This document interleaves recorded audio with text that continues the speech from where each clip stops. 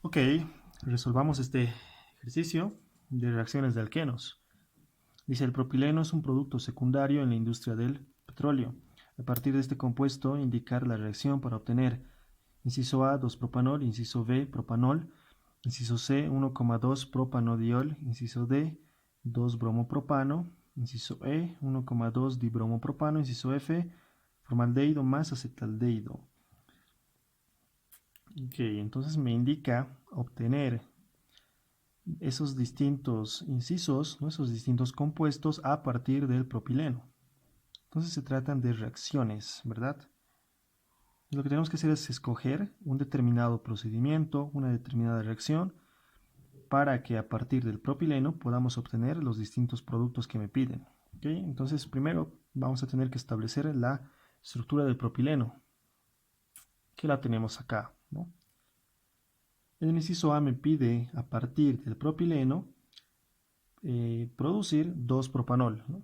Aquí tenemos la estructura del 2-propanol. Tenemos que fijarnos que el grupo OH se encuentra unido al átomo de carbono secundario, es decir, al átomo de carbono más sustituido. Entonces, eso se trata de una adición Markov-Nikov. ¿De acuerdo? La reacción que me permite hacer este tipo de adición es la oximercuriación desmercuriación. Es la que vamos a utilizar en este caso, porque en este tipo de reacción se va a dar una adición Markov-Nikov. ¿De acuerdo? Entonces, al momento de ya hacer la reacción, la vamos a hacer de esta manera. Tenemos el propileno, ¿sí? Lo hacemos la oximercuriación como primer procedimiento, después la desmercuriación y vamos a obtener nuestro alcohol, ¿sí? Nuestro 2-propanol más específicamente, ¿sí? Mediante una adición Markov-Nikov del grupo OH. El inciso B me pide producir o encontrar el propanol, ¿sí? Que lo tenemos acá, o también se lo puede llamar como 1-propanol a partir del propileno, ¿no? Tenemos que ver entonces que aquí el OH, el grupo OH, está adicionado a un carbono terminal, es decir, a un carbono de los extremos, ¿verdad? Entonces este OH está en una posición anti-Markovnikov, ¿sí? Porque se ha adicionado al carbono con menos sustituyentes, ¿no? Dejándolo a este, a lo contrario de lo anterior, ¿verdad? Entonces, la reacción que me va a permitir hacer este tipo de adición, que es una adición anti-Markovnikov, es la hidroboración oxidación. Entonces, nosotros necesitamos poner al alqueno, al propileno, ¿sí? Y someterlo a estos dos procedimientos. Primero a la hidroboración, que lo tenemos por acá. Después a la oxidación, que lo tenemos por acá. ¿De acuerdo? Y de esa manera vamos a adicionar el grupo OH al carbono menos sustituido, es decir, una adición anti-Markovnikov, ¿no? Este sería entonces el procedimiento para la obtención del propanol. El inciso C, ¿sí? El inciso C me dice la obtención, ¿sí? La obtención del 1,2 propanodiol. Esto lo vamos a hacer, bueno, aquí dibujamos la estructura del 1,2 propanodiol, que es un diol, ¿verdad? Es un glicol, también se lo llama. Entonces aquí tenemos que tener en cuenta que existen tres maneras de formar estos dioles, ¿sí? La primera es mediante la hidroxilación de alquenos, ¿ya? Tenemos dos maneras de formar esto. Un momento, la cámara, vamos a arreglarla por acá. Ok, entonces estamos acá, ¿verdad? Teníamos que formar el diol. Dijimos que tenemos tres formas de formar el diol, ¿de acuerdo? La primera es con permanganato de potasio diluido frío o básico. Otra de las formas es tetraóxido de osmio con peróxido de hidrógeno. Y la siguiente forma es con apertura de epóxidos catalizada por ácidos, que se lo hace mediante un peroxiácido en medio ácido, ¿sí?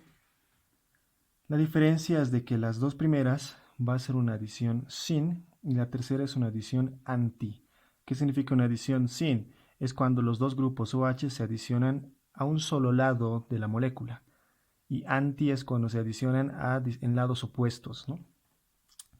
Como ustedes sabrán, en estos casos de cadena abierta, en realidad no importa si es sin o anti, porque los enlaces sigma son rotacionales, ¿no? De ahí vienen los conformeros. Este enlace sigma puede rotar, entonces los grupos OH pueden aparecer como anti o como sin, ¿sí? Ya que este enlace es rotacional. Esto no ocurre en los ciclos, porque en los ciclos no existe esta rotación del enlace, ¿no? En los ciclos no pueden rotar los enlaces, entonces ahí sí influye si es sin o es anti. En este caso no importa, ¿sí? Porque es cadena abierta.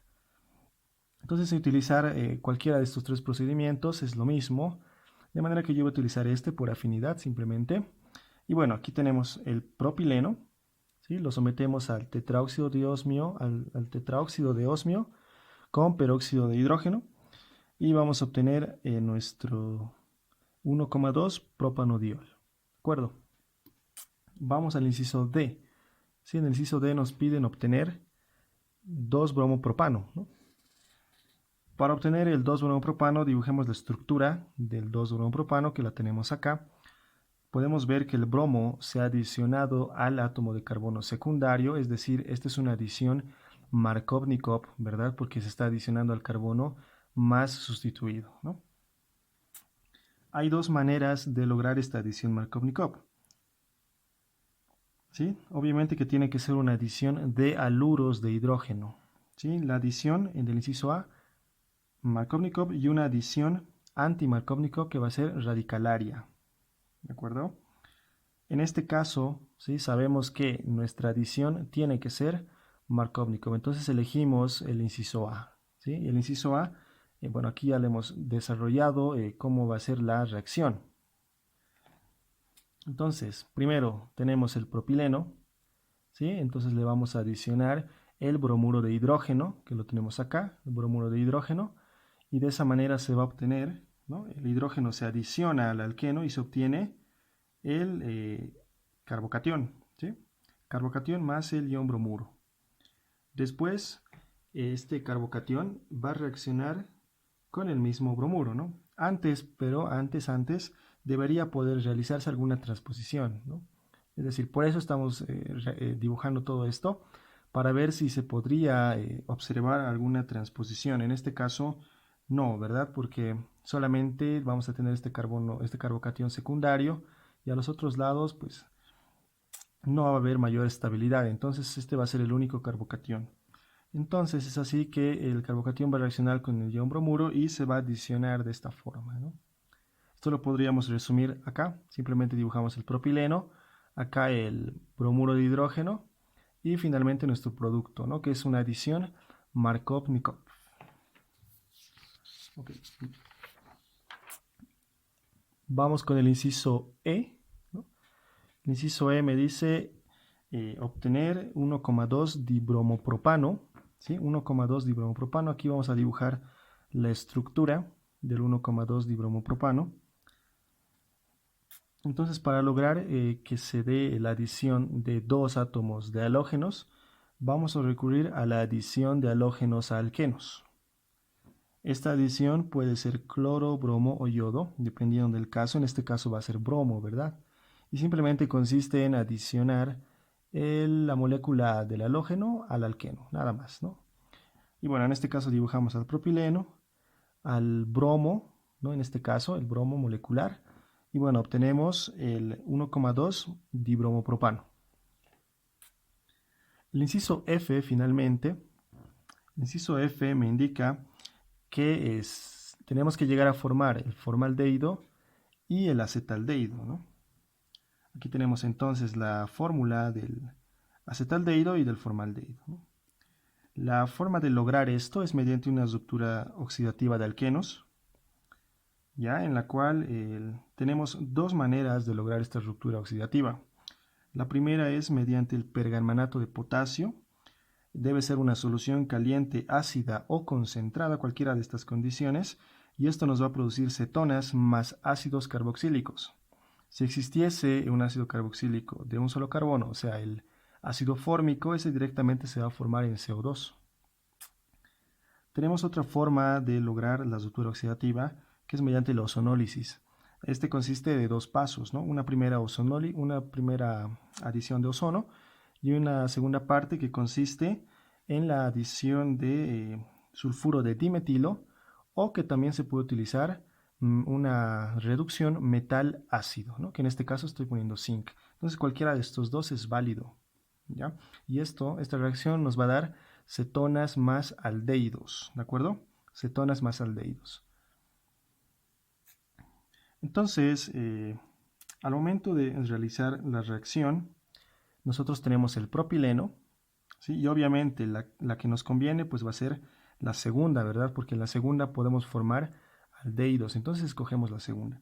Tenemos el propileno y lo hacemos reaccionar mediante una ozonólisis que consta de dos procedimientos, como ya dijimos, ¿de acuerdo? Vamos a utilizar el disulfuro de dimetilo en este caso. Y bueno, vamos a obtener nuestros dos productos, ¿no? Primero vamos a obtener de la ruptura oxidativa el acetaldehído y por otro lado el formaldehído, ¿no? Este formaldehído, como lo ven, no se va a oxidar ni a ácido carboxílico, tampoco a CO2. Se va a quedar así, tal cual, ¿no? Tal cual. Entonces, después de los análisis ya hemos obtenido nuestros dos aldehídos.